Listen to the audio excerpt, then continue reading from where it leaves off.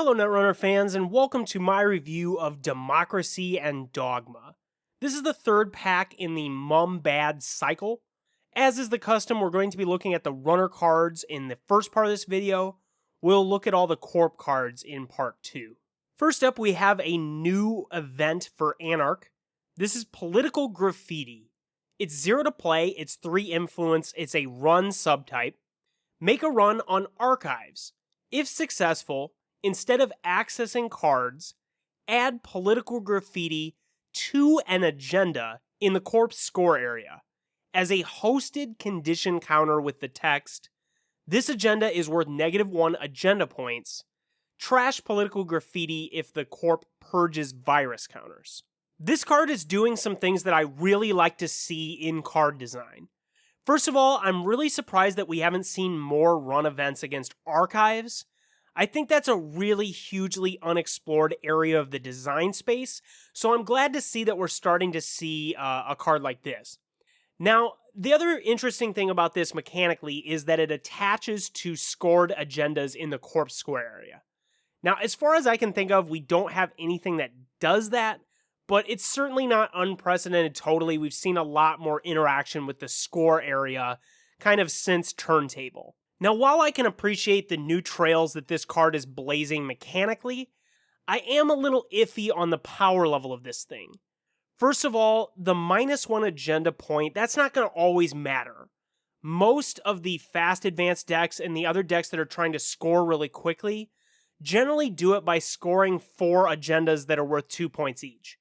So in that context, they're still going to have the 7 points, even if you manage to land this thing. Now, the other problem is that the corp can just get rid of this by purging virus counters, and we're at a time of unprecedented use of Cyberdeck's virus suite. Anarch has been hugely dominant, and so we're seeing corps include at least 1 copy, if not 2, or I've even seen 3 copies of Cyberdeck's virus suite. So for me, it doesn't really seem good enough. I don't think it's quite all the way there, but I do really appreciate what's going on with this design, and I think that this is a sign of what could come from running on Archives. Next up, we have a new ID for criminals. This is Nero Severn, Information Broker. He's a 45-15 like normal, he has a link, and he's a natural. Once per turn, you may jack out when you encounter a sentry. I think that criminals have needed some more options when it comes to aggressive IDs, and this one to me seems like it's probably going to be worth playing around with. The main thing that I'm thinking is that sentries tend to be the absolute nastiest types of ice. And even just if you run into like an architect or something like that, and you can jack out without having to deal with the subroutines, that's pretty huge. But obviously, we're also talking about trash a program things. We're talking about things that do damage. Pretty much all of the worst effects that the runner can experience are attached to sentries. Now, on top of that, we have a few cards within the pool that allow us to get something just for jacking out. Immediately, I thought of Au Revoir. This is a card that people have tried to use in combination with Snitch to build basically an improved magnum opus of sorts. Basically, once you get 3 copies of this in play, you can click to gain 3 credits, essentially, just by making a run and then immediately jacking out. So this ID might be kind of nice in that setup. First of all, because all the cards are criminal, and second of all, because you're going to have another source point for jacking out, another card that's going to let you jack out. So it's going to be a little bit more permissible if you don't find your snitch early. The next card that we're about to look at is also based around jacking out, so let's just move right into that and continue to the discussion there. Next up, we have a new console for Criminal. This is called Reflection. It's 2 to play, it's 2 influence, it's unique as they are. It gives +1 MU and +1 link. Whenever you jack out, the corp reveals 1 card from HQ at random, and it's limit 1 console per player as they all are. I really like what's going on with this. First of all, it's going to be another thing that we can stack onto the jack out pile of effects. So if we are doing the Au Revoir thing, This is going to let us also look at cards from HQ. And if we're doing that pretty often, I mean, we can hit this thing multiple times a turn. So if we're actually using Au revoir a bunch of times, like let's say we just want to gain a bunch of credits, we're going to also get to look at a bunch of cards from HQ, and that's going to let us make more informed decisions. Now, on top of that, this thing is just another really cheap console that gives MU. That's something that's been a big sort of philosophy shift for consoles. We've seen them make a lot smaller, easier to install consoles, and that's a lot more what most decks want to play, is just something that costs $2. Now, of course, this is competing against Desperado, so that's certainly going to make it a challenge. But I think if you're playing this thing, you're going to be doing the Au revoir thing. You're not going to want to be making successful runs with Desperado. But it does make me a little nervous that Desperado with Data Sucker is just going to be superior to this sort of engine. Now, the other thing that's kind of nice about this is the link. With the ID that we just looked at, Nero, we're going to be able to get up to 2 link, and that's critical for something like Underworld Contacts, or maybe like the Cloud Breakers as well. So I think that there is maybe a deck being formed here. I certainly like the idea of making jacking out a lot more relevant in the game, because I think a lot of times it's just not really that important. And putting effects, especially within Criminal, that are like economic or information-oriented effects on jacking out is a great way to go with that design space. So I'm really excited about this. The next card is also a piece of hardware for criminals. This is Spy Camera. It's 0 to play, it's 1 influence, it's consumer grade. It has click, look at the top X cards of your stack and arrange them in any order. X is the number of copies of Spy Camera installed. Then it has trash, look at the top card of R&D. And it's limit 6 per deck since it's consumer grade. I'm somewhat mixed on this.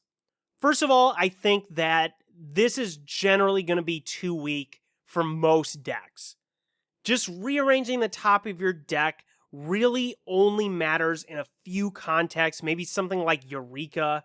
Obviously, it's going to help you find the right cards at the right time, but if you're just clicking to look at the top card of your deck, in other words, if you don't have multiples of this installed, you could just click to draw. And I think even when you have 2 of it in play, it's just not going to be worth it when you could put something like Drug Dealer or whatever like that kind of thing in your deck. Now, one thing I do see with this, though, is that it would be pretty good with Geist.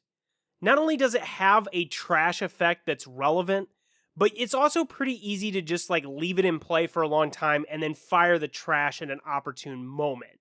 And perhaps if you had enough of this in your deck, rearranging your stack would allow you to play more one-ofs. It would help you locate the right breakers at the right time. And I think that's something that the Geist deck could probably use. So this is an okay card. I think it might see a little bit of fringe play in that Geist strategy. But beyond that, I don't really see it being very popular. Next up, we have another criminal card. This is a new resource called Political Operative. It's 1 to install, it's 1 influence, it's a connection. Install only if you made a successful run on HQ this turn. Then it has trash. Pay the trash cost of a rezzed card. Trash that card. This card is really, really solid and will absolutely see play right out of the pack. This is the type of thing that the community has been asking for a long time as a solution to a card like Caprice Nice. The big thing with this is that as long as you can install it probably early in the game, which is reasonably easy to do out of Criminal, you just got to get into HQ, you're going to be able to put this in play, and it's going to really, really invalidate some of the plays they might have on their scoring remote. If they're reliant on something like Ash or Caprice to keep you out of their scoring remote, you can use this mid-run to deal with those cards. Beyond the utility on the scoring remote, you're also going to be able to use this against something like Chrysium Grid if they're trying to shut off your siphons. You'd be able to use this as a way to get into a money remote.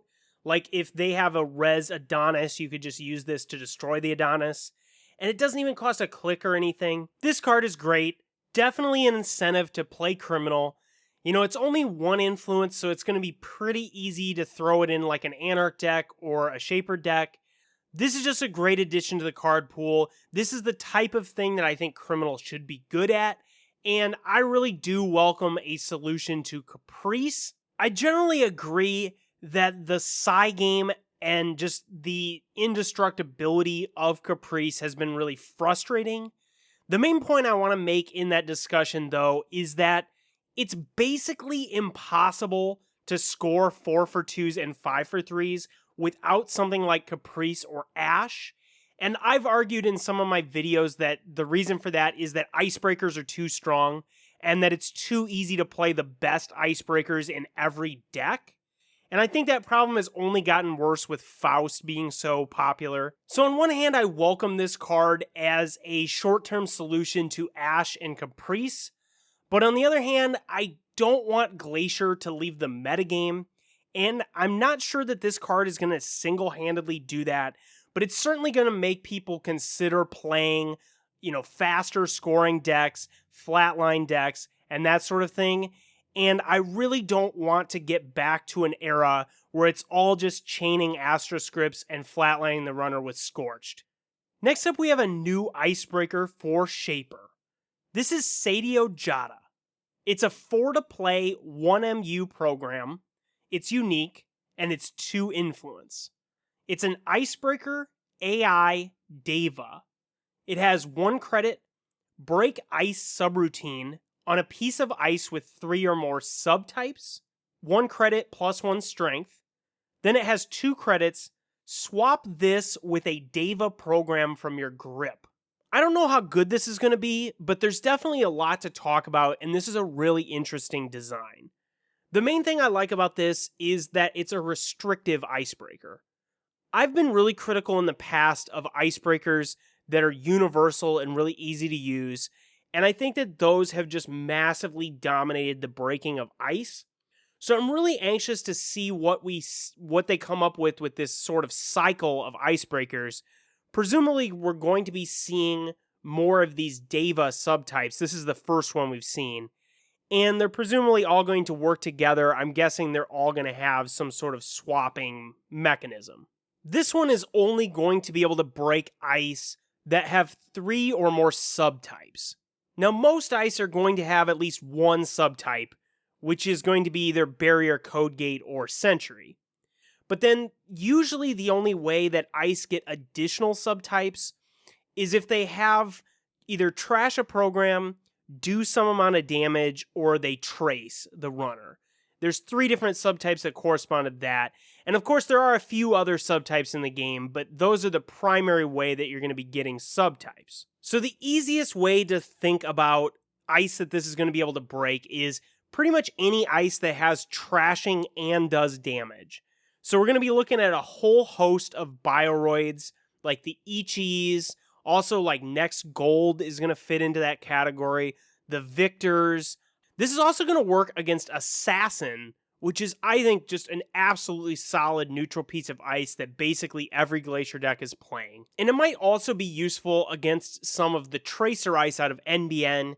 I'm thinking particularly like Data Raven, it'd be able to break that, or maybe Archangel. One thing you'll notice here is that a lot of the ice I just listed are Sentries.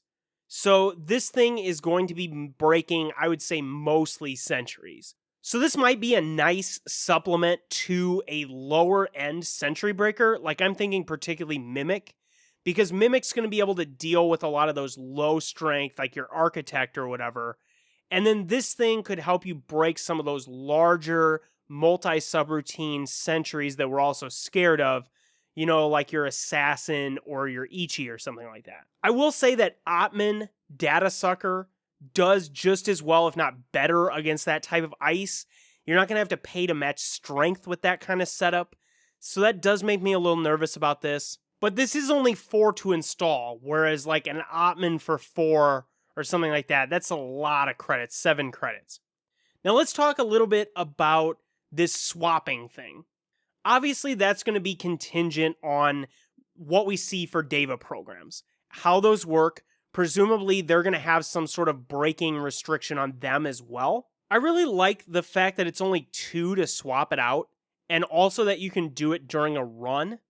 If we see a big Deva program, like one that has a really, really high install cost, this might be a way to install your 4-cost one and then swap it out for the bigger one. Not knowing the rest of the Deva programs, it's kind of hard to pass judgment on this thing, but I definitely like that they're trying to explore some new design space with limited icebreakers. Like I've said before, I've been really critical of these universal, really easy to use icebreakers, and I think this is a sign that the designers are more willing to try to design more restrictive, not as easy to use icebreakers. Next up, we have a new neutral current. This is freedom through equality, and that's in quotes. It's 3 to play, it's 0 influence, it's a current, and that means it's not trashed until another current is played or the corpse scores an agenda. When you steal an agenda, add freedom through equality to your score area as an agenda worth 1 point. I really don't know how to feel about this thing. On one hand, I definitely am in favor of new cards that allow the runner to score points, to get points, without just stealing agendas. And we haven't seen a whole lot of cards that do that. This is just another one of the very few. And my initial reaction is this is probably better than Notoriety. But man, that's not saying a whole lot. Notoriety's been pretty bad. And this, to me, it's a lot easier to use than Notoriety, but it's still really difficult to use. It's going to be 3 cost, it's a current, so it's going to be up against currents that the corp's going to play. It seems to me like if you're going to fire this thing, it's going to be like you play it earlier in the turn, and then you immediately try to steal an agenda. I think if a deck was playing like prepaid or had something that interacted with currents, this could maybe be a little bit more permissible. But as it is, I don't really think I'm going to want to spend a deck slot and then 3 cost for this. Even though it has a pretty big payout, it's going to be reasonably hard to time it. Its cost is really high, and I think it's going to be too difficult and too cumbersome to use to really make it into most decks. Next up, we have a neutral resource. This is Akshara Serene. She's 0 to play, she's unique, and she's 0 influence. She's a connection. Each player has 1 additional click to spend during his or her turn. Well, here is certainly a ballsy card. If you're playing this in your deck, you definitely have some guts. The main thing to say about this is that there's a lot of situations where that 1 click is going to be better for a corp than it is for a runner. And that's mainly because if the corp has any agendas that have 3 or lower on their advancement requirement, they're going to be able to just play and score those out of hand. So if you're up against like an NBN fast advanced deck, this card is definitely going to be suicide. Now that said, there's certainly ways to mitigate this thing. On one hand, if you could deny the corp a bunch of credits, like if they were dead broke in like a denial style deck, that extra click, that might not help them that much. The other thing is if you just had some way to stop them from fast scoring, like a clot or something of that sort. There's also a reasonable number of cards that trigger when the corpse scores something. Like I'm thinking Gang Sign is a pretty easy example. So that might be another way to sort of mitigate the fast scoring downside to this card. This is the type of card where you're going to have a really good reason to include it in your deck if you are playing it. And I think that's interesting. I like that quite a bit. This, as a seemingly symmetrical card, really pulls out some of the asymmetries that are inherent in the game's design, and that's pretty cool. The last runner card in the pack is called Councilman. It's 0 to install, he's no influence. It's a resource connection. Whenever the corp reses an asset or upgrade, you may pay credits equal to its res cost and trash Councilman.